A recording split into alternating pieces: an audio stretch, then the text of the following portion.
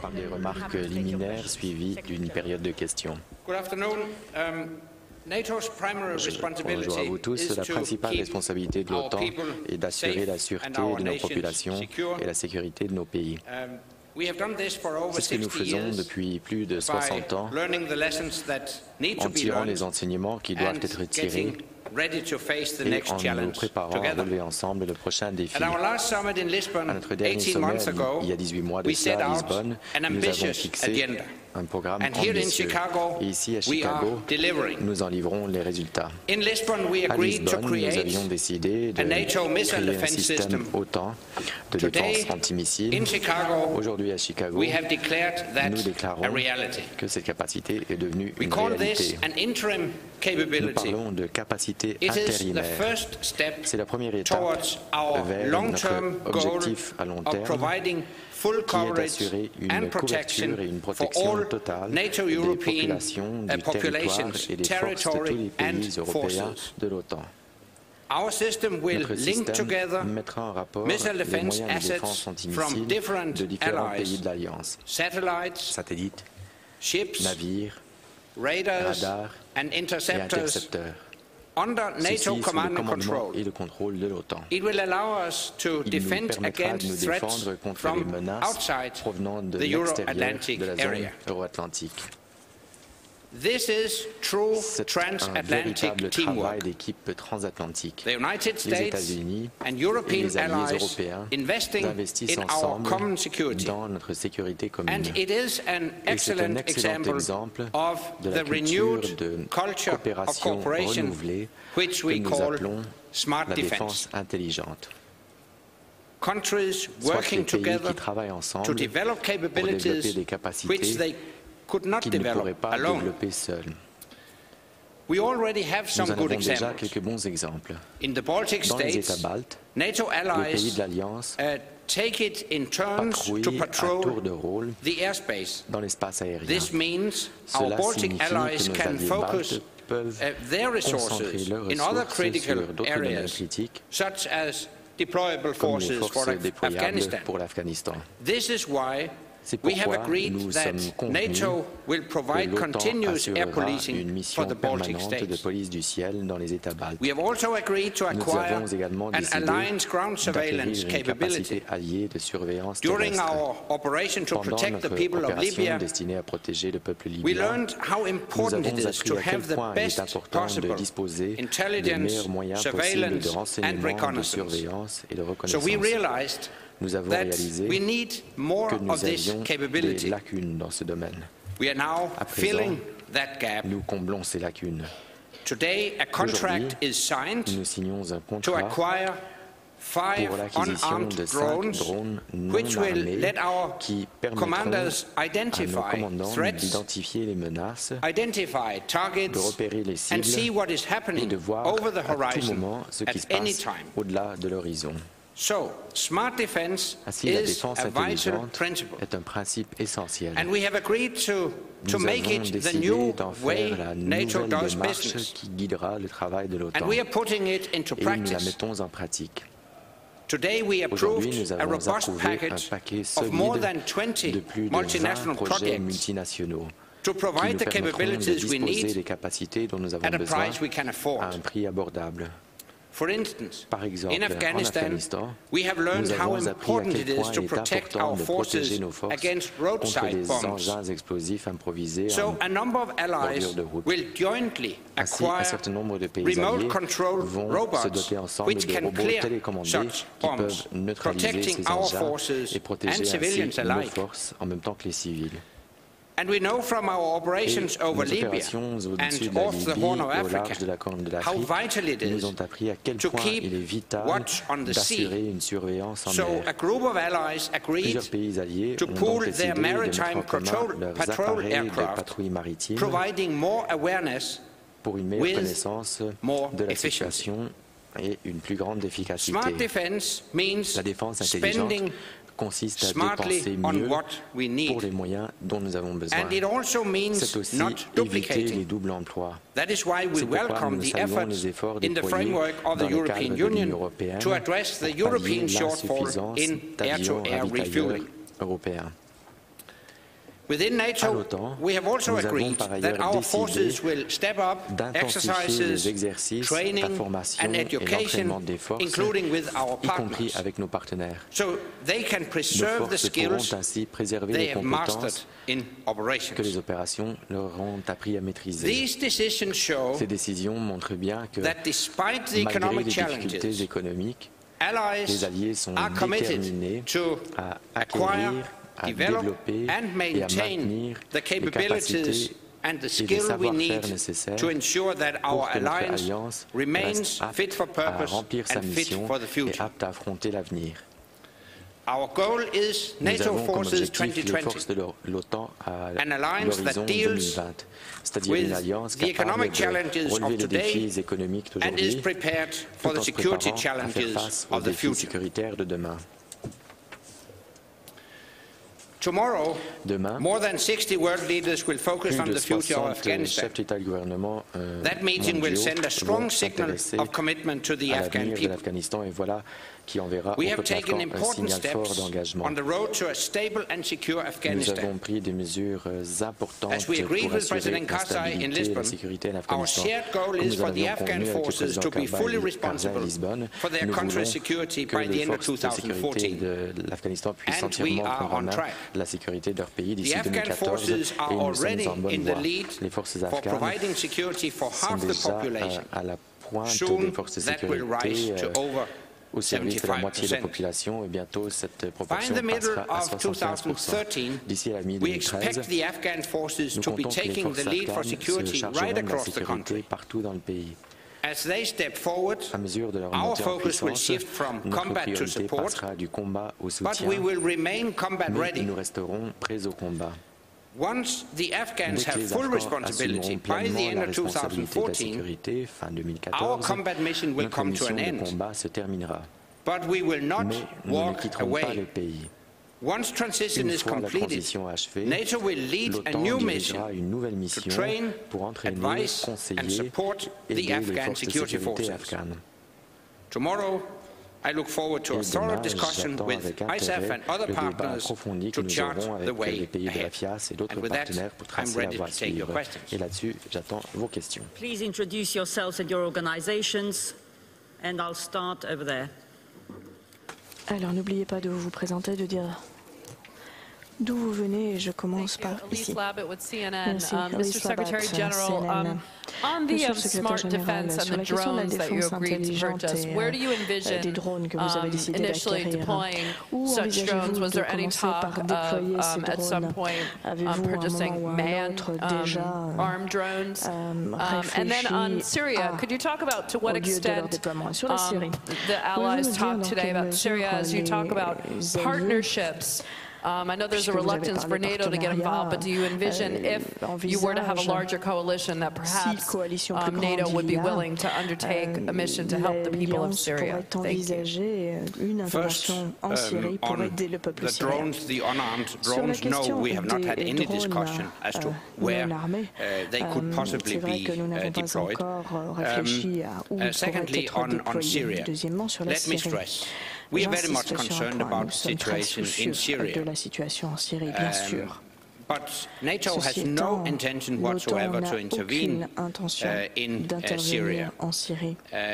I do believe that the best way forward, the best platform for finding a solution in Syria is the Annan plan. We strongly regret that it seems that the Syrian leadership does not comply with the Annan plan. We strongly condemn the behavior of the Syrian security forces and their crackdowns on the civilian population, and we urge the Syrian leadership to accommodate the legitimate aspirations of the Syrian people. But again, NATO has no intention to intervene in Syria. Mais l'OTAN n'a aucune intention d'intervenir en Syrie. Madame, ici. Ines Strazdini, Radio Latvia. I would like to ask you on missile defense, since you declared the launch of missile defense system, how do you see how that still might affect Russia, and are you willing with this declaration not to continue further discussions with Russia, and if yes, which will be the next steps?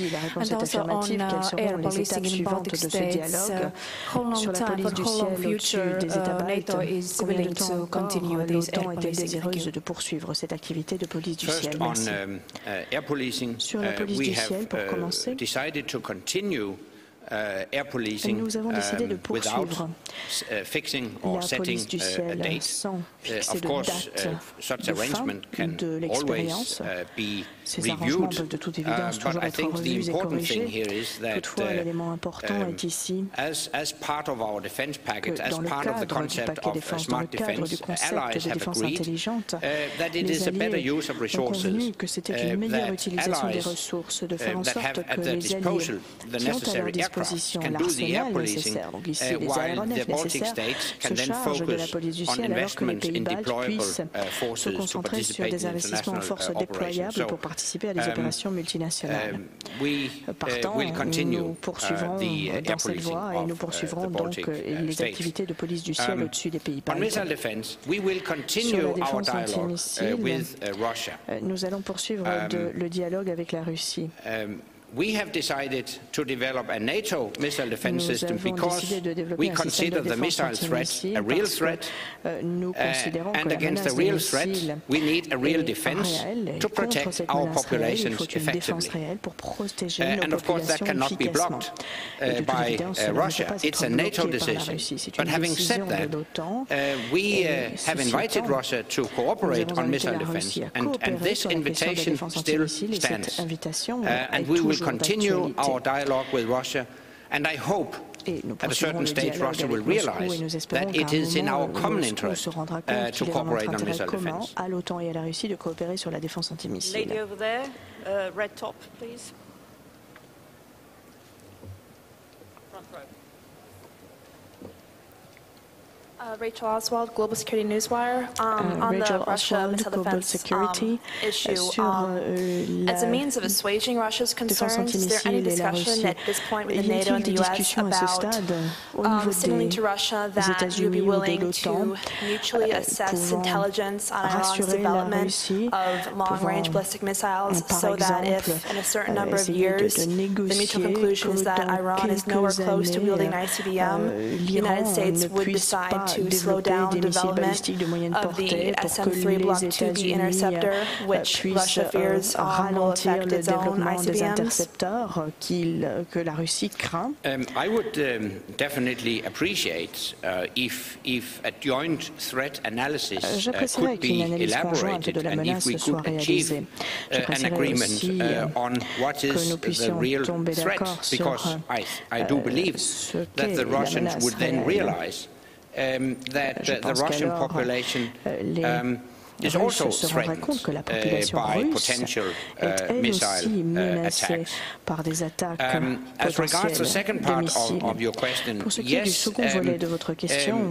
the development of the NATO missile defense system will be what we call a phased adaptive approach, which means that, of course, we can adapt to the evolving security situation and take into account the development of threats and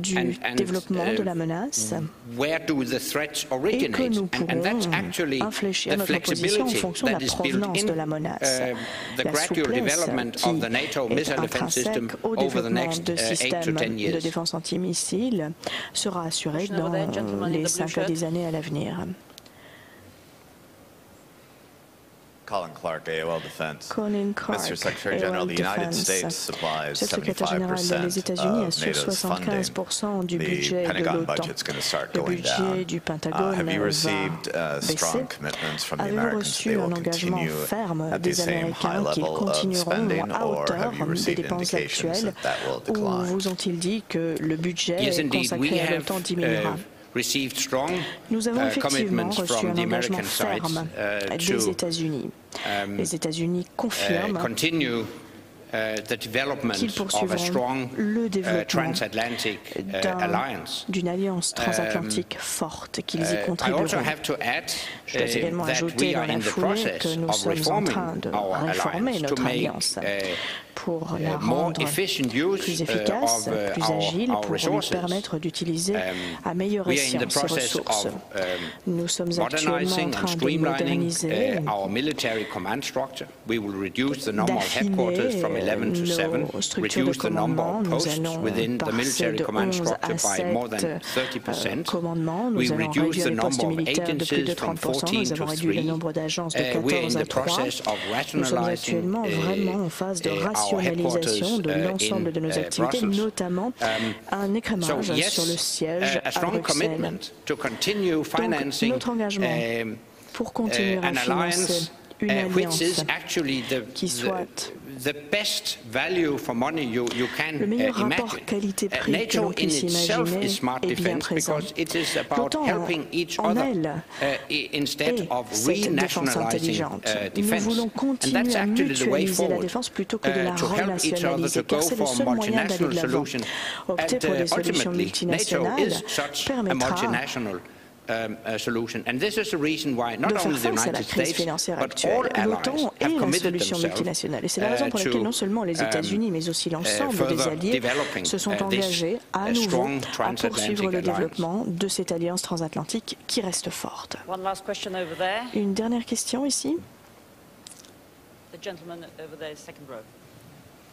Thank you, Jakob Nielsen, Politik in Denmark. Secretary General, could you give us an idea of what you expect in terms of funding for the Afghan security forces after the summit, and also an idea of the date when you expect to have the full funding in place, the expected $4 billion, as I understand it? Si je ne m'abuse, il s'agit là de 4 milliards de dollars d'enveloppe. Comment allez-vous pouvoir veiller à avoir ces sommes disponibles? Alors, ce n'est pas un sommet de l'engagement budgétaire. On ne peut pas s'attendre à ce qu'il y ait des chèques qui soient signés, en quelque sorte, lors de ce sommet.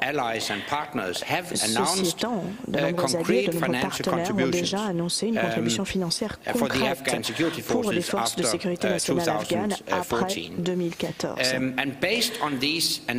Sur base de cette annonce, et d'autres annonces suivront d'ailleurs sur base de ces annonces faites par les alliés et les partenaires. Je suis optimiste. Je pense que nous arriverons à trouver environ 4 milliards de dollars américains par an pour financer les forces de sécurité nationale afghanes à l'avenir. Alors j'insiste. Les